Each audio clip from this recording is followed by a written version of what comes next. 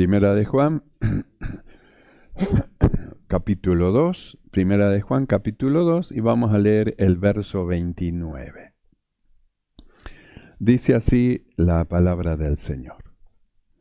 Si sabéis que Él es justo, sabed también que todo el que hace justicia es nacido de Él. Cerramos nuestros ojos y oramos. Mi amado Señor, te damos gracias. Padre bueno, muchas gracias, Señor, por este privilegio que nos das de poder estar delante de ti en esta noche, porque este es el día que has preparado para nosotros, para que reunidos te rindamos un culto santo hacia ti. Por eso, Señor, hemos venido con corazón agradecido delante de ti, Señor, habiendo ofrecido cánticos, Señor, ofrenda de labio que honran tu nombre. Y ahora, Señor, decidido a oír lo que tu Espíritu ha de hablarnos. Mi amado Señor, te rogamos, danos oído para oír, oído de sabio para oír y entendimiento de entendido, para comprender todas las cosas que pertenecen al reino donde nos has introducido. Mi Señor, tu bendición sea sobre todo tu pueblo, sea reprendida toda perturbación del corazón, de la mente, de los pensamientos en el nombre de Jesús de Nazaret. Y abundante gracia nos sea dada. Padre, muchas gracias te damos en el nombre de Jesús. Amén y amén. Tomamos asiento. Gloria al Señor. Y nosotros hemos venido viendo algo muy importante que pertenece al reino de Dios. Y dijimos que el reino de Dios no es comida ni bebida, sino que justicia. Y que esa justicia tiene un resultado en aquellos que la practican y que el resultado justamente de esa justicia es paz. Hace un resultado. La práctica de esta justicia de donde nosotros estamos en el reino de Dios lleva a un resultado que da paz, que da tranquilidad, un resultado que da seguridad, todo se mueve, parecería ser que el mundo se mueve completamente, pero usted tiene puestos los pies en la roca, que es la palabra, que es la justicia de Dios. Entonces, al estar usted parado en la roca, que es la palabra, que es la justicia de Dios, usted está seguro. Todo se mueve, pero usted está seguro, porque sabe en quién ha creído y sabe dónde está parado, en la palabra del Señor. Entonces vimos el reino de Dios, que el reino de Dios tiene que ver justamente con la justicia. Nosotros leímos en esta noche, Primera de Juan, capítulo 2, verso 29, donde dice, si sabéis que Él es justo, sabed también que todo aquel que hace justicia es nacido de Él. Si sabéis, dice, que Él es justo. ¿Cuántos saben que el Señor es justo? ¿Cuántos saben que el Señor es justo? Porque el trono de Dios es un trono de justicia, el cetro de Dios es un cetro de justicia, la base del reino de Dios es justamente la justicia. Ahora, nosotros hemos estado viendo el Salmo 45. Acá dice, si sabéis que Él es justo. Y está hablando de nuestro amado Señor Jesucristo. Si sabéis que Él es justo. Cuando nosotros leímos el Salmo 45 que decía, has amado la justicia y aborrecido la maldad, por tanto te ungió el Dios tuyo, está hablando justamente del Señor. Está hablando de Él. Cuando decía, cabalga sobre palabra de verdad, de humildad y de justicia, tu diestra te enseñará cosas terribles. Está hablando del Señor, de nuestro amado Salvador, es decir, está hablando de Él. Por eso dice, si sabéis que Él es justo, y yo digo, yo sé que mi Señor es justo, Él es justo. Por eso dice, amó la justicia y a la maldad, dice, la aborreció. La maldad es lo opuesto a la justicia. La injusticia es maldad. toda injusticia es maldad. Entonces dice, amaste la justicia. Y dijimos que nadie puede amar la justicia si no ama a Dios.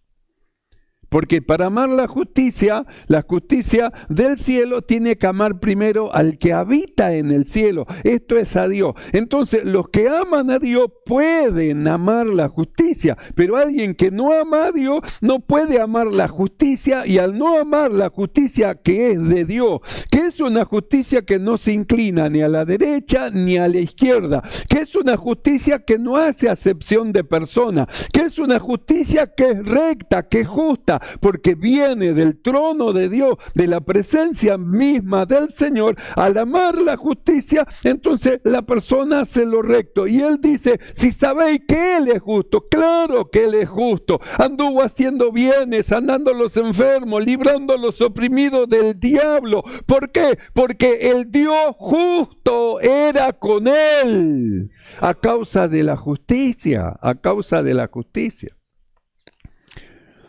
Entonces nosotros hemos estado viendo, has amado la justicia y has aborrecido la maldad. Entonces si no hay, ese amor hacia Dios, no se puede amar la justicia. Y nosotros leímos en este pasaje, si sabéis que Él es justo, lo sabemos, sabed también que todo el que hace justicia es nacido de Dios. Entonces está diciendo que si no se nace de nuevo, entonces no puede amar a Dios, por lo tanto no puede amar la justicia. No ama la palabra de Dios si no se nace de nuevo, porque para hacer justicia tiene que amar a Dios, y para amar a Dios tiene que nacer de nuevo. Tiene que nacer de nuevo. Cuando se produce el nuevo nacimiento, es un amor natural que brota hacia Dios, hacia su Padre. ¿A cuál de los hijos se le enseñó que ama a tu padre? Es algo natural. Un nuevo papá dijo, viene mi hijo y yo no sé cómo hay que amarlo, no sé cómo lo tengo que amar, pero no sé cómo es eso. Pero cuando nació, algo brotó de él. En forma natural, mi hijo. Cuando el hijo vio al padre, no dijo, me enseñan cómo amar a mi padre. No, algo natural brotó de él, es mi papá. Entonces, si no se produce el nuevo nacimiento, no se va a llegar a amar a Dios. Y si no se ama a Dios, no se va a poder hacer la justicia. No se va a poder vivir en la justicia de Dios. Y la justicia de Dios tiene que ver con la santificación. Hay dos clases de justicia que ya la vamos a estar viendo más adelante, porque una es la justicia imputada y otra es la justicia impartida, que ya la vamos a estar viendo. Entonces, si no se nace de nuevo, no va a poder amar a Dios, ni tampoco va a amar la palabra de Dios para guardarla. Entonces la palabra de Dios le va a resultar como nada, porque no ama a Dios. Y si la palabra de Dios, que es la justicia de Dios, le resulta como nada, entonces va a ser injusticia. Es decir, no va a poder cabalgar en palabras de verdad. Es decir, no va a poder justamente andar en palabras de humildad, de justicia. No va a poder. ¿Por qué? Porque debe amar primeramente a Dios. Por eso el mandamiento dice así: amarás al Señor tu Dios sobre. Quiere decir que está sobre mamá, sobre papá, sobre el hermano, sobre el tío, sobre el primo, primero Dios. Cuando el creyente aprende a poner primero Dios, es porque algo pasó dentro de él, porque algo se abrió, se despertó, se produjo un nuevo nacimiento, una vida nueva. Entonces mira a Dios y dice, Padre, es decir, le ama. Y al amarle a Dios no quiere ofender a Dios y quiere obedecer a todo lo que su Padre le dice y le ordena, porque lo ama, no quiere ofenderlo. Por eso dice, si sabéis que Él es justo, sabéis que Él es justo, sabed también que todo el que hace justicia es nacido de Él. Quiere decir que el que ha nacido de Dios tiene la capacidad para hacer esta justicia, que no es la justicia imputada, La justicia imputada es la justicia por la cual nosotros somos justificados, la cual nos lleva, hermano, a ser salvos, no por obra, sino mediante la fe. Esa es la justicia imputada. Pero esta justicia que nosotros venimos hablando y que Dios viene iluminando los ojos de nuestro entendimiento, es una justicia impartida, es decir, donde se nos revela lo que es el reino de Dios y lo que somos nosotros, ciudadanos de un reino justo, de un reino recto, de un reino correcto, ciudadanos de ese reino. Por lo tanto, dentro nuestro, con el nuevo nacimiento, se suscitó una gracia de Dios que nos lleva a mirar a Dios, a mirar al reino, a mirar la justicia de Dios, y nos lleva por el camino de la santificación para igualar al reino de donde nosotros somos con nuestro cuerpo mortal.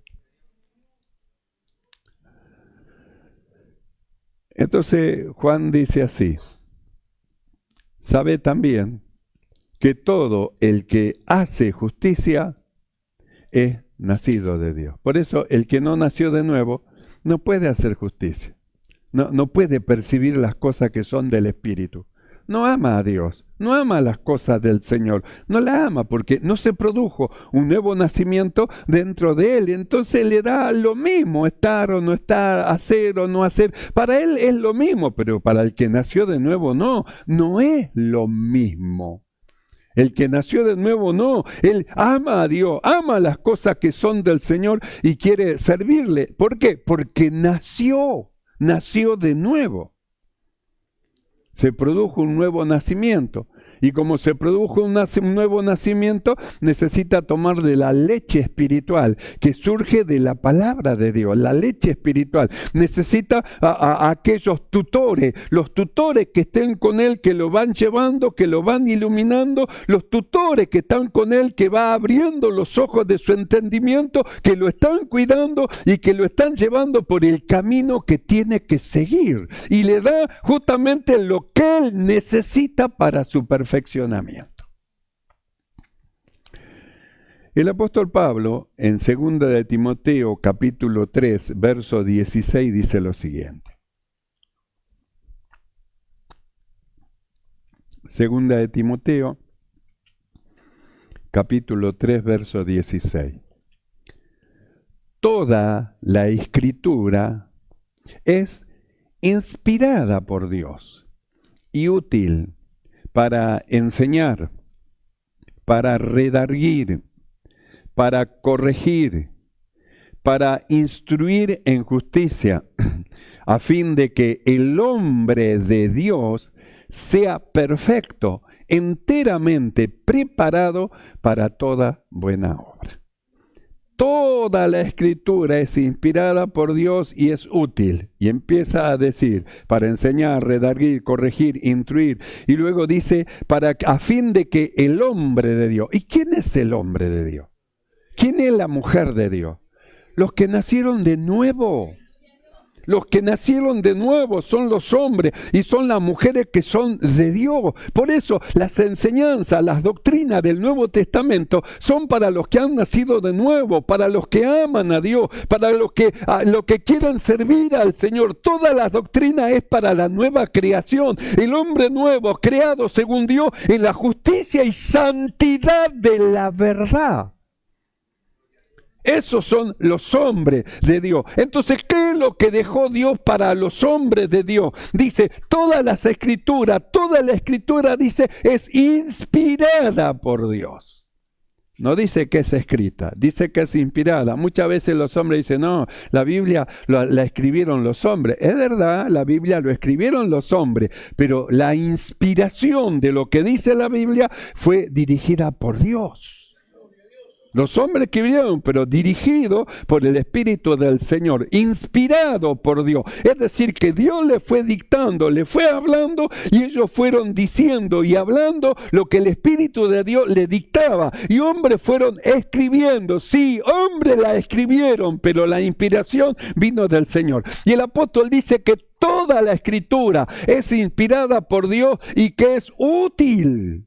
Que no hay algo que hay que desechar, esto no sirve, aquello no sirve, como quien está tomando la sopa, esto no me gusta, aquello no me gusta, no, dice que toda toda la Escritura dice que es útil, que no hay nada que desechar, que no hay nada que cortar, que no hay nada que sacar. Toda la Escritura es útil, dice, para enseñar.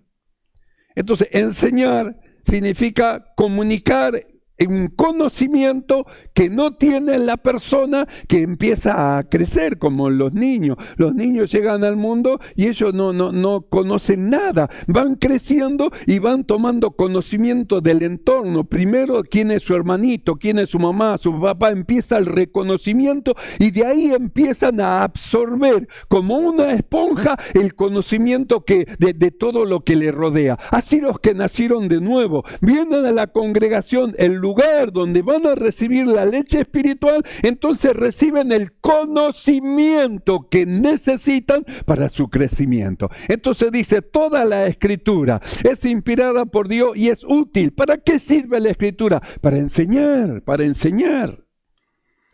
para que el hombre de Dios sepa lo que tiene que hacer, para que el hombre de Dios sepa cómo tiene que actuar, para que el hombre de Dios sepa lo que tiene que enderezar, para que el hombre de Dios reciba un conocimiento que no lo poseía antes, porque este conocimiento de la Escritura, esto viene de arriba, viene de Dios, no es un pensamiento humano. La Escritura es el pensamiento de Dios. Por eso los que aman a Dios, ¿a dónde marchan? ¿A dónde van? A la palabra de Dios, van a la palabra del Señor. Entonces el apóstol dice, toda la Escritura es inspirada por Dios. Primero, viene de Dios. Segundo, es útil. No hay nada que desechar. No hay desperdicio en la palabra de Dios. Es útil. ¿Para qué? Para enseñar, para comunicar el conocimiento de las cosas celestiales. Es útil para enseñar. Es útil para redarguir.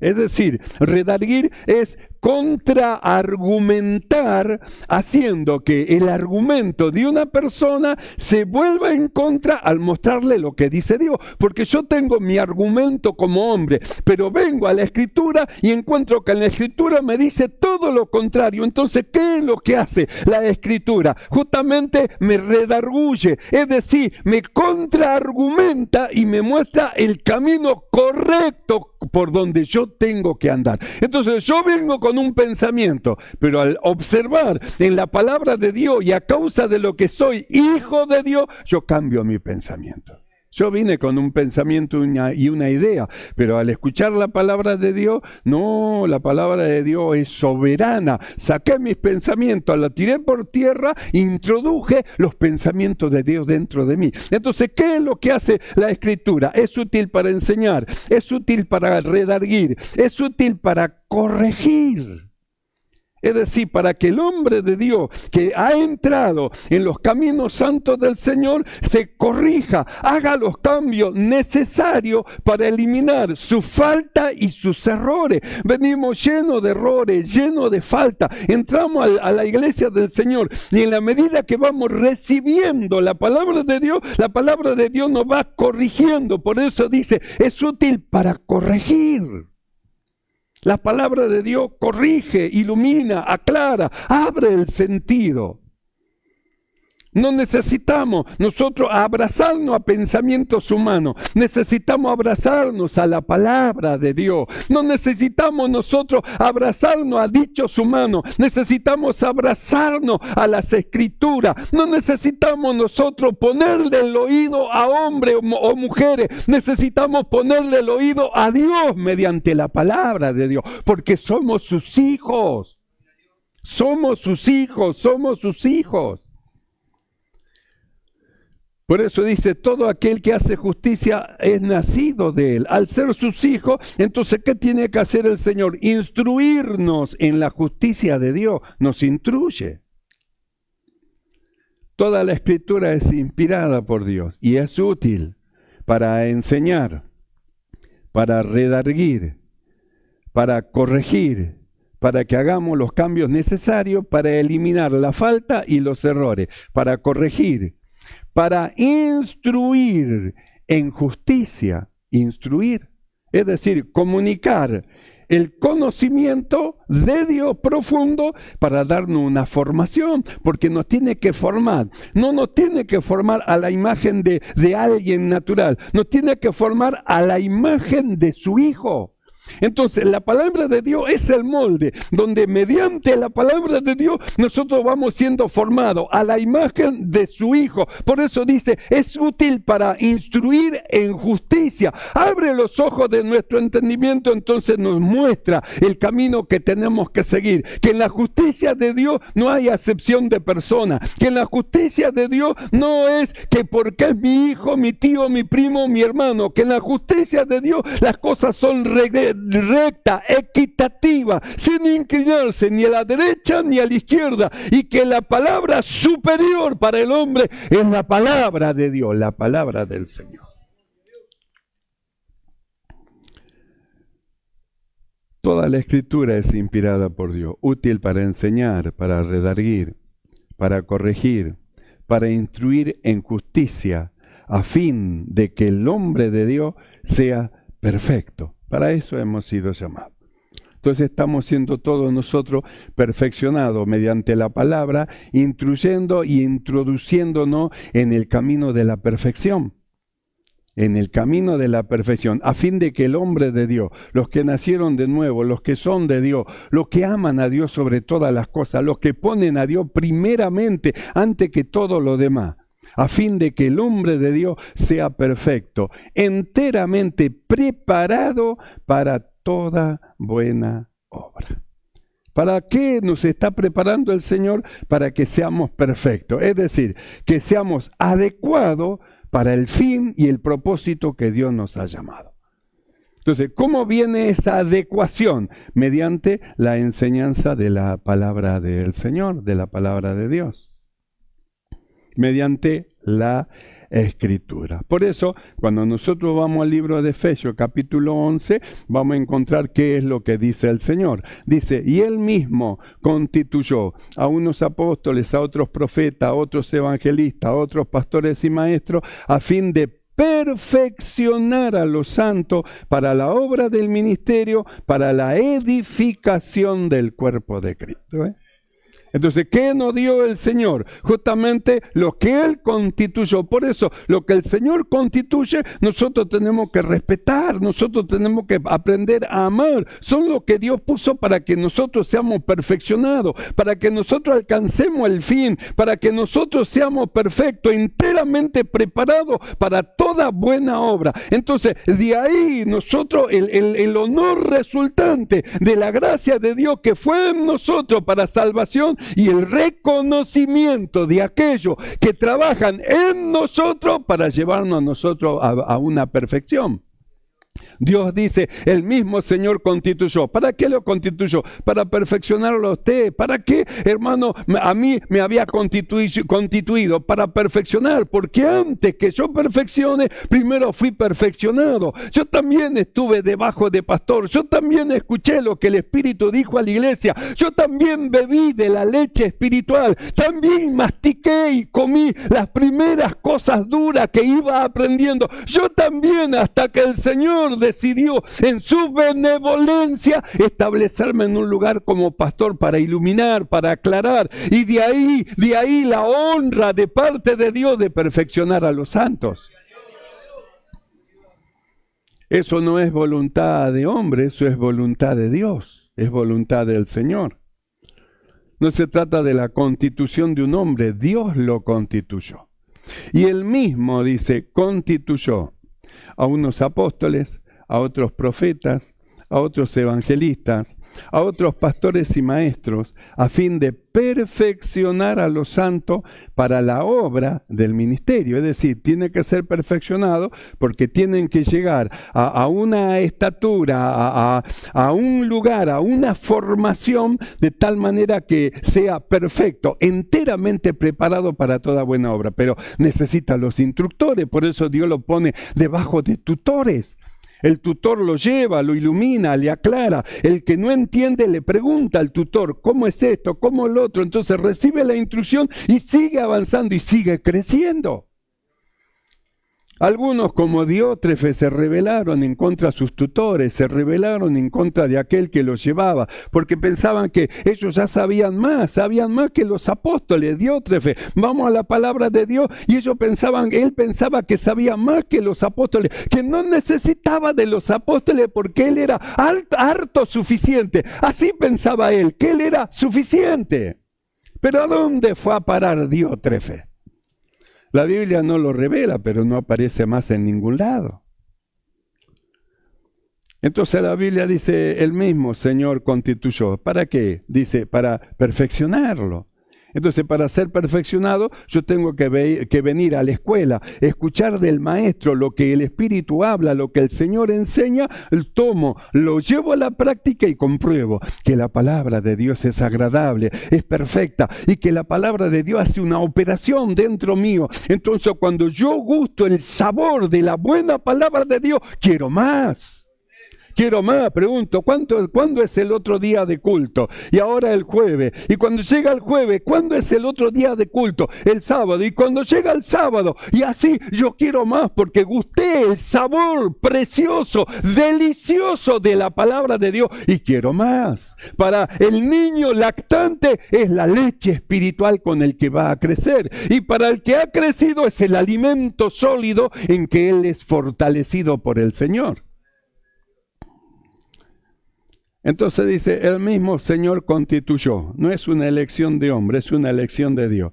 Y dice, ¿para qué? Para perfeccionar a los santos. Por eso el corazón de aquello que el Señor constituyó está en el crecimiento de los hermanos. No está ni en el bolsillo, ni en las cosas que tienen, ni en los bienes materiales. No, eso está lejos del corazón de ellos. ¿Por qué? Porque su corazón es como el corazón del Señor. Amar aquello que Él ama, cuidar aquello que el Señor da a cuidar, alimentar a los niños con la leche espiritual, con vianda firme, aquellos que tienen ya la habilidad de poder masticar y comer cosas más fuertes y llevar al perfeccionamiento a los que han creído, a fin de que puedan ellos, siendo enteramente preparados para toda buena obra, entren en un ministerio y entren también a servir. Mi trabajo termina cuando ya el suyo va a empezar. Ya terminó. He acabado la obra que me diste que hiciera. Y ahora continúan aquellos que surgen de ese trabajo hecho por la mano del Señor a través de lo que el Señor constituyó. Por eso dice, y Él mismo constituyó. ¿Para qué? A fin de perfeccionar a los santos para la obra del ministerio y para la edificación del cuerpo de Cristo. Entonces nosotros vemos cómo el Señor va sumando dentro del ministerio lo que son suyos y qué es lo que está haciendo el ministerio. Está creciendo. ¿Qué hace la iglesia? Va creciendo. La iglesia va creciendo. Cuando la iglesia es chiquitita, entonces los problemas son chiquititos. Casi ni se ven. Pero cuando la iglesia va creciendo, entonces empiezan los problemas. Cuando los apóstoles eran pocos, no había problemas, se manejaban. Pero cuando la iglesia creció y pusieron a varones para que atiendan a las viudas, empezaron los problemas, los descontentos, y yo esto, y yo lo otro. Bueno, y ahí había que ir acomodando, ordenando la iglesia y perfeccionando a los santos. A decirle a uno, tiene que soportar a su hermano. A decirle al otro, debe amar a su hermano. A decirle a otro, no pierdan la unidad. A decirle a otro, oren unos y los otros. A aquella hermana y fulana que lleguen a un acuerdo porque pertenecen al mismo cuerpo y están peleando la buena batalla de la fe. Es decir, ordenando la iglesia para que no se desbarate, sino que sigan adelante rumbo a la perfección. Cuando creció la iglesia, crecieron los problemas, pero también crecen las soluciones dadas de parte del Señor. Por eso es la constitución de aquello que a usted le da las herramientas para que solucione el problema. Nosotros hemos estado viendo, si tu hermano tiene algo contra de ti, ve tú y habla con tu hermano, no se quede con eso atragantado. Ve y habla con tu hermano. Si te ha oído, ha ganado a tu hermano. Quiere decir que nos da todas las herramientas, qué es lo que tenemos que hacer en diferentes situaciones. porque el Señor mismo es el que constituyó para perfeccionar a los santos para que entren en un ministerio, para que cada uno de ustedes en el crecimiento que vayan avanzando, luego entren en un ministerio y un servicio, y para que vaya creciendo y se vaya edificando el cuerpo del Señor. Entonces comenzamos. Si sabéis que Él es justo, sabed también que todo el que hace justicia es nacido de Dios. Entonces los que han nacido de Dios deben aprender a hacer justicia. Para aprender a hacer justicia, en la congregación de los santos reciben la instrucción de lo que el Señor constituyó, para que sepan la necesidad de hacer justicia delante de Dios y el cambio de su vida. Que no es solamente cantar, es necesario que cantemos. Sí que es necesario que cantemos, pero es necesario hacer justicia también.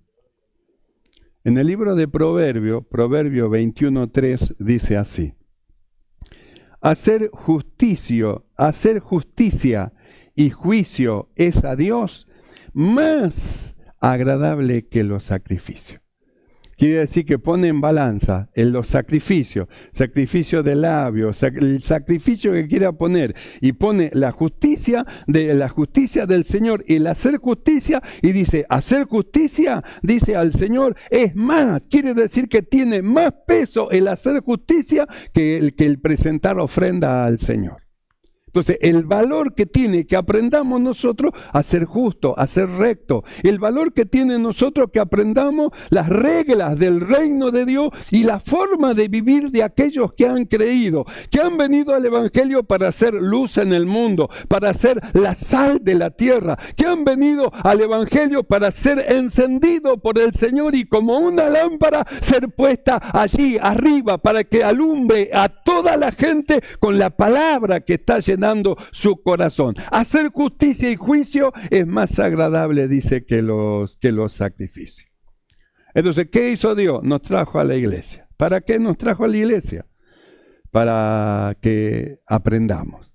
En el libro de Isaías, capítulo 48, verso 17, dice así: así ha dicho el Señor, Redentor tuyo, que te compró, el Santo de Israel.